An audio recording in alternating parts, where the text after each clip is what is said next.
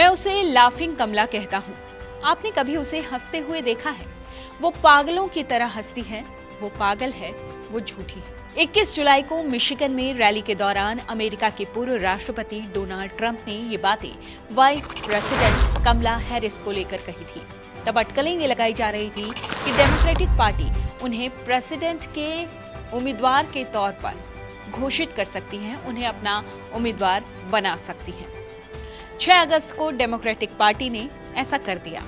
अब राष्ट्रपति चुनाव की रेस में कमला हैरिस न सिर्फ शामिल है, बल्कि ट्रंप का सामना उसी कमला हैरिस से हो रहा है जिसे वो क्रेजी कहा करते हैं। चलिए जानते हैं कौन है कमला हैरिस और भारत से उनका रिश्ता क्या है। कमला हैरिस, जिसने एक भारतवंशी महिला के घर पर जन्म लिया 20 अक्टूबर 1964 को। उनकी मां थी श्यामला गोपालन।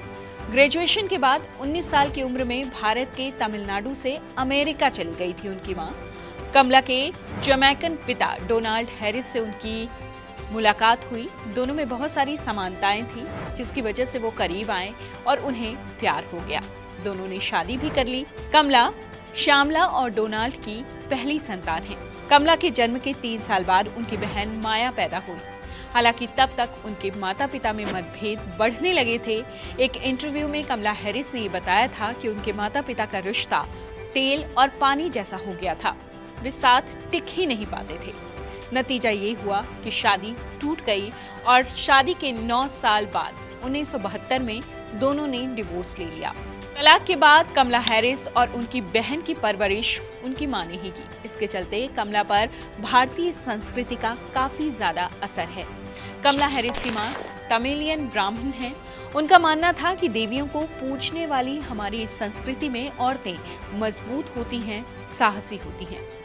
पति से डिवोर्स के बावजूद श्यामला गोपालन ने बेटियों को न सिर्फ भारतीय बल्कि पिता की अफ्रीकी संस्कृति की भी अच्छी खासी सीख दी। कमला हैरिस जब 12 साल की हुई तो उन्हें मां के साथ, बहन के साथ अमेरिका छोड़कर कनाडा जाना पड़ा, जो उन्हें बिल्कुल पसंद नहीं आया। कनाडा से स्कूल की पढ़ाई पूरी होने के बाद कमला हैरिस लौट तो आई। उन्होंने हार्वर्ड यूनिवर्सिटी में दाखिला भी ले लिया। हार्वर्ड के बाद कमला हैरिस कानून की डिग्री पूरी करने के लिए कोलंबिया विश्वविद्यालय चली गई। उन्होंने कैलिफोर्निया बार एग्जाम भी पास कर लिया और अपना कानूनी करियर एक वकील के तौर पर शुरू किया। अब बात करते हैं उनकी राजनीतिक यात्रा की, जो 2004 में सैन फ्रांसिस्को की डिस्ट्रिक्ट अटॉर्नी जनरल बनने के बाद शुरू हुई थी। वो तेजी से आगे बढ़ती रही और साल 2010 में कैलिफोर्निया की अटॉर्नी जनरल वो बन चुकी थी। वे इस पद को हासिल करने वाली पहली अश्वेत महिला बनी। कैलिफोर्निया की अटॉर्नी बनने के 3 साल बाद ही कमला की मुलाकात हुई डगलस एम हॉफ से। ये एक ब्लाइंड डेट थी। डगलस पेशे से एक वकील हैं। कमला हैरिस ने एक इंटरव्यू के दौरान कुछ बताया था, इसे लेकर उन्होंने कहा था कि उन्हें डगलस का सेंस ऑफ ह्यूमर काफी ज्यादा पसंद आया था।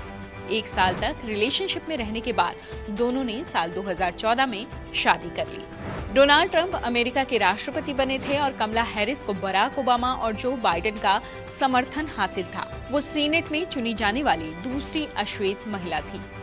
सांसद बनने के 2 साल बाद ही कमला हैरिस ने 2019 में राष्ट्रपति पद की दौड़ में शामिल होने के लिए अपना नाम आगे कर दिया। हालांकि कमला हैरिस को राष्ट्रपति उम्मीदवार की डिबेट में बाइडेन के हाथों हार का सामना करना पड़ा था। उन्होंने उम्मीदवारी की रेस से अपना नाम भी वापस ले लिया। 2020 की गर्मियों में जो बाइडेन ने कमला हैरिस को अपना उपराष्ट्रपति उम्मीदवार घोषित किया।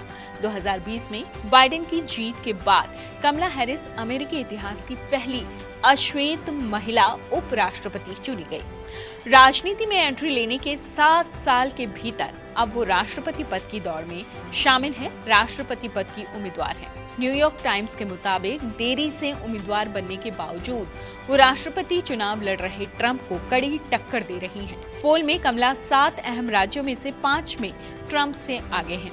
अगर वो जीत जाती हैं तो अमेरिका की पहली महिला राष्ट्रपति बन जाएंगी, जिसके बाद वो हमेशा के लिए इतिहास के पन्नों में अपना नाम दर्ज करा लेंगी।